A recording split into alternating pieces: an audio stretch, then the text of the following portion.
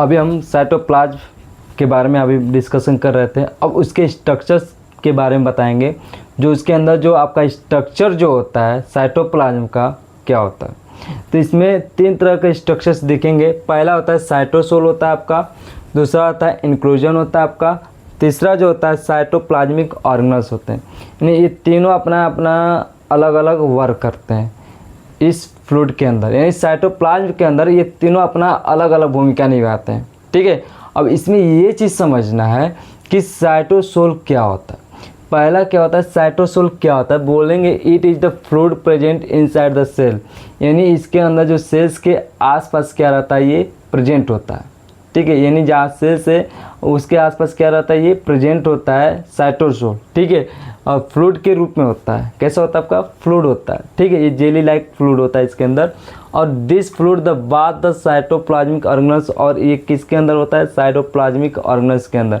जितने भी ऑर्गेनल्स हैं, साइटोप्लाज्मिक ऑर्गेनल्स जितने भी हैं, उसके अंदर क्या रहता है, ये साइटोसोल प्रेजेंट होता है। राइट, अब नेक्स्ट बात करते हैं, it is a complex mixture cytoskeleton filament dissolve molecules and water. यानी इसमें जो होता है आपका जो कॉम्प्लेक्स मिक्सचर साइटोस्केलेटन फिलामेंट, जैसे हमने बोलते हैं कि जैसे हमारा सेल्स का जो स्ट्रक्चर जो होता है उसका जो शेप हम क्या होता है, जब चेंज होता है, जब आकार बदलता रहता है, तो साइटोस्केलेटन के वजह से, फिलामेंट के वजह से क्या होता है, चेंज होता है। जितने जो इसका शेप है वो चेंज होता रहता है, बदलता रहता है। ठीक है, जैसे हमारा स्ट्रक्चर टेढ़ा मेढ़ा होता है ना सेल्स का, तो ये हमारा साइटोस्केलेटन फिलामेंट की वजह से होता है। और उसमें ये भी होता है कि इसके अंदर डिजॉल्व मॉलिक्यूल द वाटर, और इसके अंदर क्या होता है, साइटोसोल के अंदर क्या होता है कि जो मॉलिक्यूल्स होते हैं,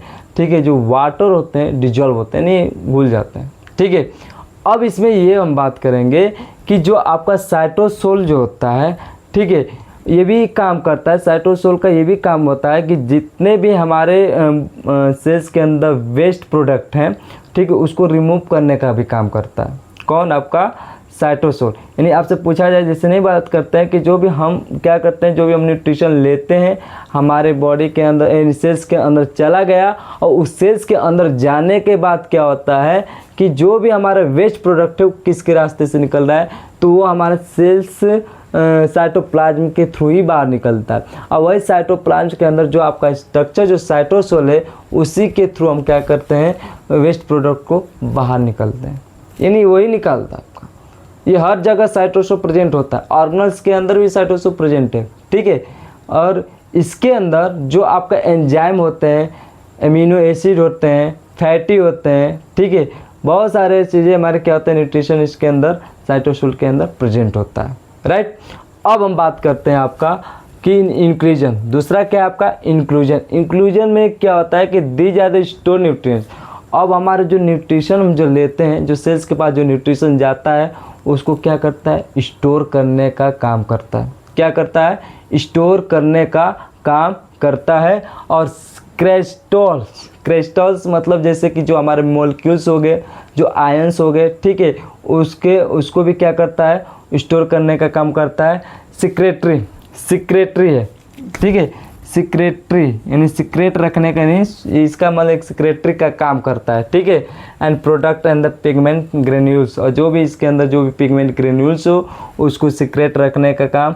और जो भी हमारा प्रोडक्ट जैसे हमारे न्यूट्रिशन हो गया, मॉलिक्यूल्स हो गया आपका, ठीक है, जितने भी हमारे क्या होता है, ये हमारा स्टोर करने का काम करता है। कौन, इंक्लूजन। ठीक है, they are that accumulation of material that is not metabolically active.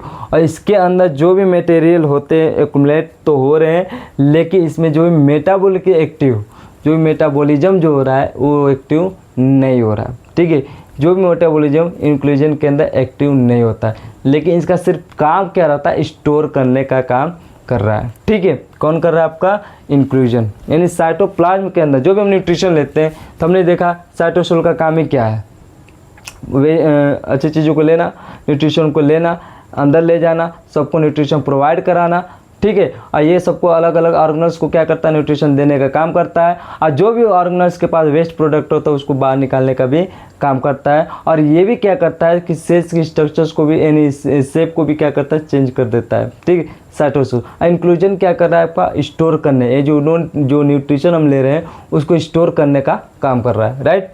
अब ये देखते हैं, they are non soluble molecules. इसके अंदर कोई मॉलिक्यूल सोल्यूबल नहीं होगा, कोई मॉलिक्यूल सोल्यूबल नहीं होगा किसके अंदर, इंक्लूजन के अंदर, राइट।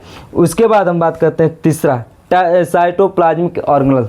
साइटोप्लाज्मिक ऑर्गेनल्स कौन कौन सा होता है, जैसे आपका गोल्जी बॉडीज हो गया, माइटोकॉन्ड्रिया हो गया, ठीक है, लाइसोसोम हो गया, एंडोप्लाज्मिक रेटिकुलम हो गया, ठीक है। ये हमारा क्या है, साइटोप्लाज्मिक ऑर्गेनल्स है। क्या होता है आपका, साइटोप्लाज्मिक ऑर्गेनल्स होते हैं, ठीक है। इस वीडियो में इतना ही समझेंगे। Thank you.